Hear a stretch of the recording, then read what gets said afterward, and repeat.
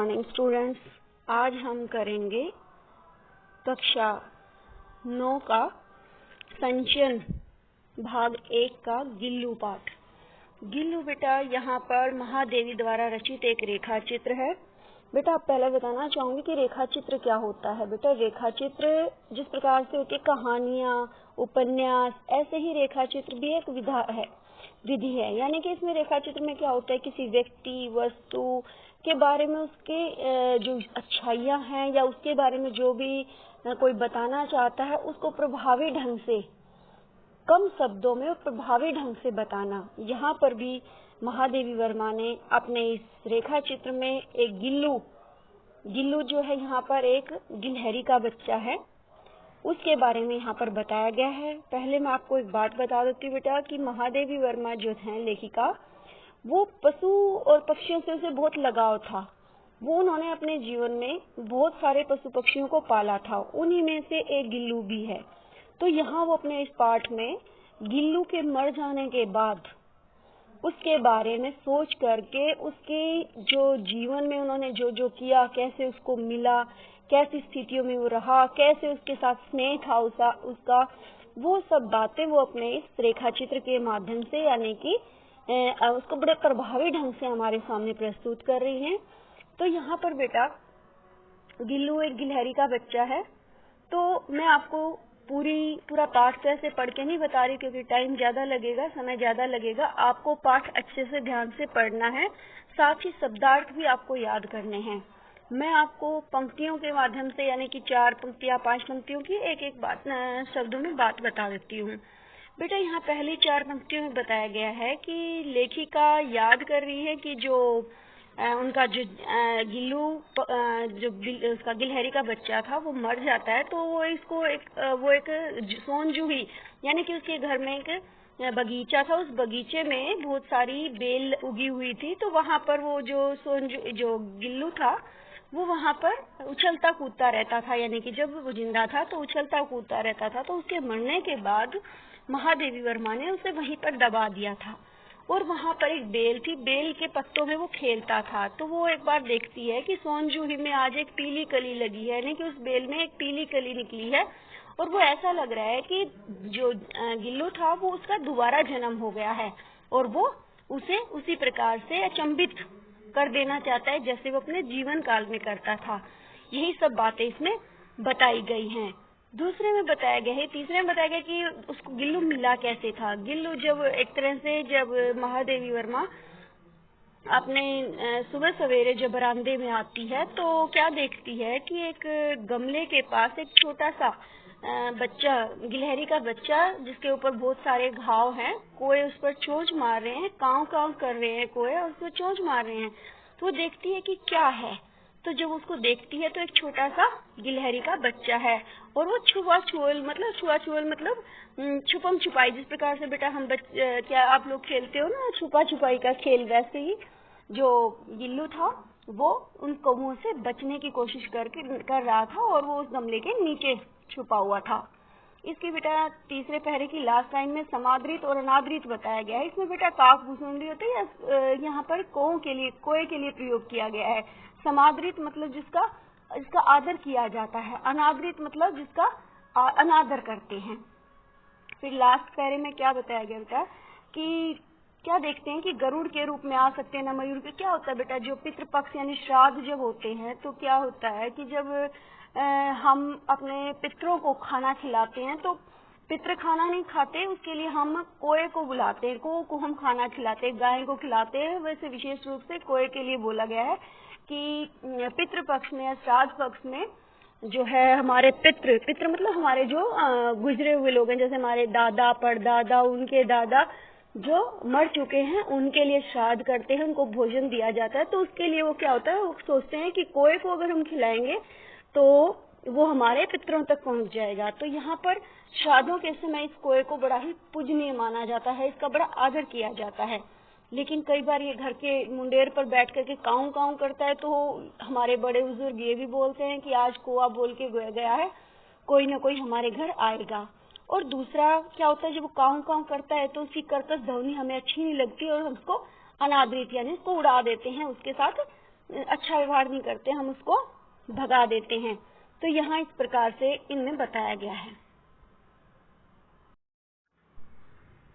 पहले पेज पर बेटा काक पुराण मतलब कोए के बारे में बताना। वो सब हम पहले बता चुके हैं कि कोए को कब हम आदर देते हैं, उसको सम्मान करते हैं, कब उसका सम्मान नहीं करते। फिर वो पहली 3-4 पंक्तियों में यही बता रही है कि इसको गिलहरी का बच्चा कैसे मिला, कहाँ मिला, ठीक है, और मन में सोचती है कि वो कहाँ से आया, यही बातें होती हैं। उसके बाद लघु प्राण मतलब एक छोटा सा जीव।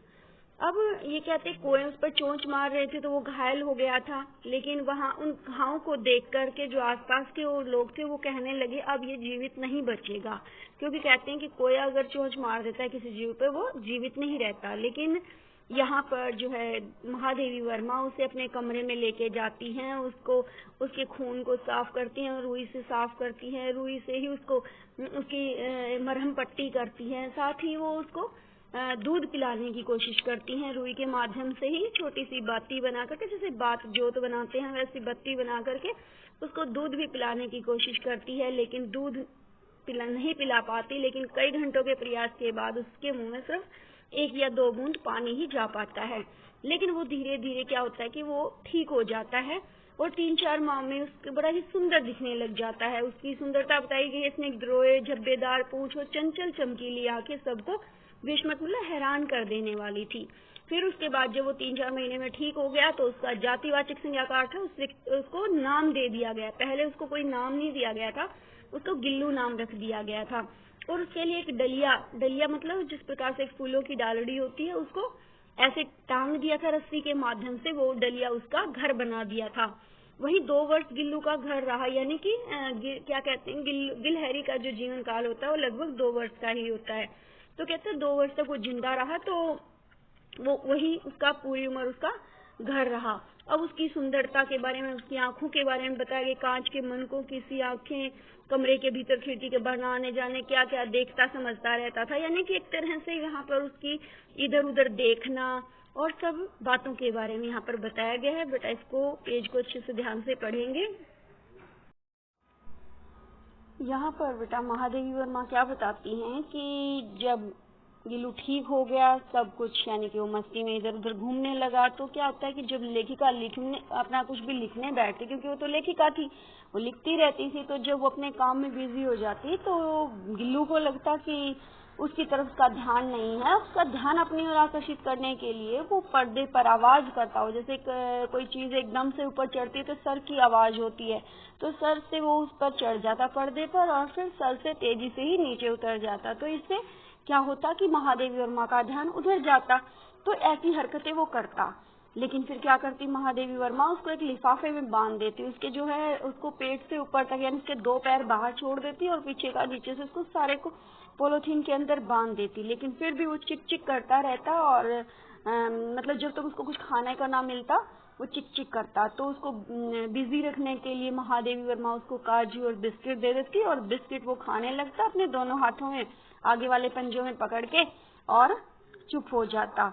लेकिन बेटा फिर आगे क्या बताया गया है कि जब गिल्लू का वसंत मतलब वो जवान हो गया था, यानी कि बसंत आया, जीवन का प्रथम बसंत आया ना, वो जवान हुआ, तो क्या हुआ कि जो लेखिका का कमरा था उसमें जो खिड़की थी उसमें जाली लगी हुई थी, तो क्या करता कि उस जाली के पास बैठ जाता, खिड़की के पास, और बाहर बगीचे में घूमती हुई कूदती उछल कूद करती हुई गिलहरियों को देखता और चिक चिक करने लग जाता। तो महादेवी वर्मा को ऐसा महसूस हुआ कि इसको आजाद कर देना चाहिए ताकि ये उन पक्षियों उन गिलहरियों के साथ खेल सके, मस्ती कर सके। तो लेकिन दरवाजे के रास्ते से उसको बाहर भेजना मुश्किल था, क्योंकि महादेवी वर्मा ने बहुत सारे पशु पक्षियों को पाल रखा था और गिलहरी तो सबसे छोटा जीव था, तो उसको जो उसके पाले गए थे कुत्ते बिल्ली जो भी जीव उन्होंने पाल रखे थे वो उसको हानि पहुंचा सकते थे। इसलिए महादेवी वर्मा ने क्या किया कि जो उसकी खिड़की से जाली लगी हुई थी, खिड़की की जाली को एक कोना उन्होंने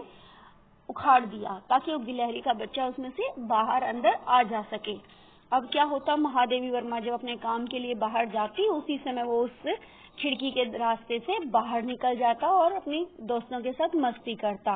लेकिन जैसे ही महादेवी वर्मा अपने कमरे में आती, उसको टाइम का पता चल जाता था, समय का पता चल जाता था कि महादेवी वर्मा इस समय आती हैं, उसको अंदाजा था। और जब महादेवी वर्मा दरवाजा खोलती तो उसी यानी कि जो दरवाजे खिड़की के रास्ते ही वो अपने अंदर आ जाता था। उसका ये क्रम लगातार चलता रहता था।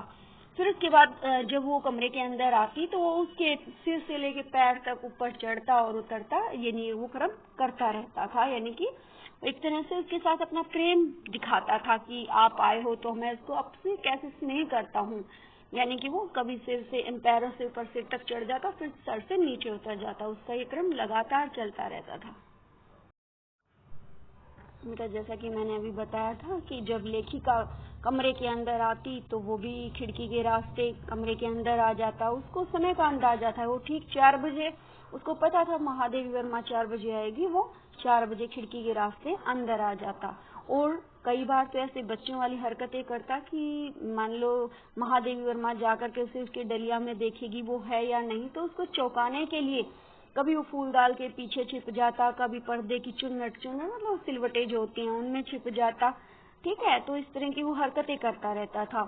तो एक बार और आगे तीसरे पहरे में जो पंक्तियां हैं उनमें क्या बताया गया कि मेरे पास बहुत से पशु पक्षी, यानी कि महादेवी वर्मा कहती है कि मेरे पास बहुत सारे पशु पक्षी थे, लेकिन ये नहीं था कि उनसे मेरा लगाव नहीं था, लेकिन उनमें से किसी की भी मेरे साथ खाना खाने की हिम्मत नहीं हुई।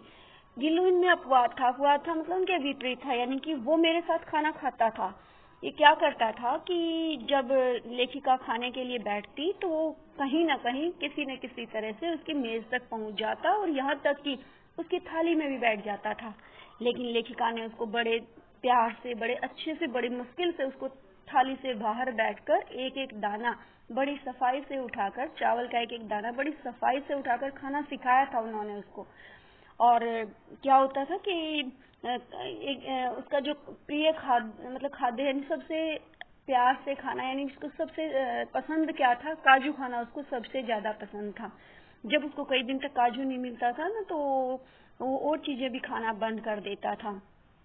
फिर यहाँ अगले पहरे में लेखिका बताती है कि एक बार लेखिका का एक्सीडेंट हो गया था, तो उसको यानी कि इसको गिल्लू को कोई खाना देने के लिए आता है, यानी उसका कमरे का दरवाजा खोलते वो अपनी डलियां से देखता कि कौन आया है, यानी महादेवी वर्मा आई है, इंतजार कर रहा था, लेकिन किसी और को देख करके वो पीछे छुप जाता है, यानी कि एक तरह से वापस अपनी डलिया में बैठ जाता था। उसको उसका स्वाद जो उसको सबसे ज्यादा पसंद था, क्या, काजू ही उसको खाने को मिलता था। लेकिन फिर भी महादेवी वर्मा उनके साथ नहीं थी, तो इस दुख के कारण वो अपना प्रिय खाद्य पदार्थ काजू भी नहीं खाता था। यहाँ पर बताया गया है कि छोटा सा वो जीव भी महादेवी के प्रति कितना लगाव रखता था, उसकी अनुपस्थिति में उसने खाना पीना भी छोड़ दिया था। लास्ट पैरे में क्या बताया गया, अस्वस्थ था, मतलब यानी कि वो बीमार थी, यानी एक्सीडेंट हो गया था, तो वहां से मेडिकल से वो घर आ गई, तो उसके बाद भी वो ठीक नहीं हुई थी। तो उस समय अस्वस्थता की स्थिति में तकिए के सिरहाने बैठ जाता, और जिस प्रकार से हमारे मम्मी पापा हमारे बीमार होने पर हमारे बालों को सहलाते हैं, वैसे ही वो मेरे बालों को सहलाने लगता। और मुझे जब वो मुझे छोड़ कर जाता है, यानी अपनी डलिया में जाता है या इधर उधर घूमने जाता है, तो एक तरह से उसको किसी परिचारिका मतलब नौकरानी के हट जाने का जैसा लगता था, यानी कि वो उसको अपनी एक तरह से बड़े ही वो उसकी सेवा करता था। यहाँ पर लेखिका क्या बताती हैं कि गर्मियों में जब वो लिखने बैठती तो उसकी मेज के पास ही एक सुराही थी। सुराही मतलब जिसमें पानी रखा जाता है, तो वो पानी अंदर होने के कारण उसमें ठंड होती, तो जो गिलहरी का बच्चा यानी गिल्लू था, वो लेखिका के पास रहने के लिए और साथ ही गर्मी से बचने के लिए उस सुराही से सट के बैठ जाता, यानी उसके पास चिपक के बैठ जाता था। और आगे दूसरे पैरे में क्या बताया गया कि गिलहरियों की जीवन अवधि लगभग 2 वर्ष की होती है, तो अब वो 2 वर्ष का होने को था और अब वो मरणासन स्थिति में था। तो जब वो मरने के लिए, यानी कि जब उसको लगा कि उसकी अंत समय नजदीक है, तो वो अपने बिस्तर को छोड़ करके मेरे बिस्तर में आ गया और साथ ही उसने अपने पंजों से मेरी उंगली पकड़ ली और जैसे कि उन्होंने पहले बचपन में मरणासन स्थिति यानी मरने जैसी स्थिति, क्या वो जब उसको वो गिलहरी का बच्चा महादेवी वर्मा को मिला था तो उससे कोई ने चोंच मार रखी थी, तो वो मरणासन यानी मरने ही वाला था। तो जैसे उसने बचपन में महादेवी वर्मा की उंगली पकड़ी थी, वैसे ही उसने अब उंगली पकड़ी और उसके पास आ गया। अब जब महादेवी वर्मा को लगा कि उसके जो पंजे हैं वो ठंडे हो चुके हैं, तो उसने उसे हीटर जला करके उसके पंजों को गर्म किया, लेकिन वो जीवित नहीं रहा और सूर्य की प्रथम किरण यानी रात के समय वो उसके पास आया था। अब सुबह के सवेरे के साथ अर्थात सुबह होने से पहले उसका मृत्यु हो गई थी। तो बेटा अब यहाँ पर बताया गया है कि उसके मरने के बाद महादेवी वर्मा ने झूला उतार कर रख दिया, उस खिड़की की जाली को वापस बंद कर दिया। ये तो हो गया, लेकिन बाहर जो बाग बगीचे में जो गिलहरियां थी वो ऐसे ही चिक चिक करती रही और सोनजूही पर भी, सोनजूही जो बेल जिसमें वो उछल कूद करता था उस पर भी वसंत आता रहा, अर्थात उस पर भी फूल आते रहे। तो लास्ट में क्या है, सोनजूही की लता के नीचे गिल्लू की समाधि दी गई, यानी कि उसको वहीं पर दफनाया गया, दबा दिया गया। इसलिए उसे यह लता जिसे सबसे अधिक प्रिय थी, क्योंकि वो उसी लता उसी बेल के ऊपर उछल कूद करता था, वो उसको बहुत प्रिय थी, इसलिए उसको वहीं पर दबाया गया था। उस लघुगात मतलब उसी गिल्लू को कहा है कि छोटा शरीर किसी वासंती दिन जूही के पिता मतलब पीले छोटे फूल में खिल जाने का विश्वास मुझे संतोष देता है, यानी कि जब उस बेल पर कोई नया फूल खिलता है तो मुझे ऐसे लगता है कि गिल्लू का जन्म हो गया है। बेटा इसको आप अच्छे से ध्यान से पढ़ेंगे और समझेंगे। धन्यवाद।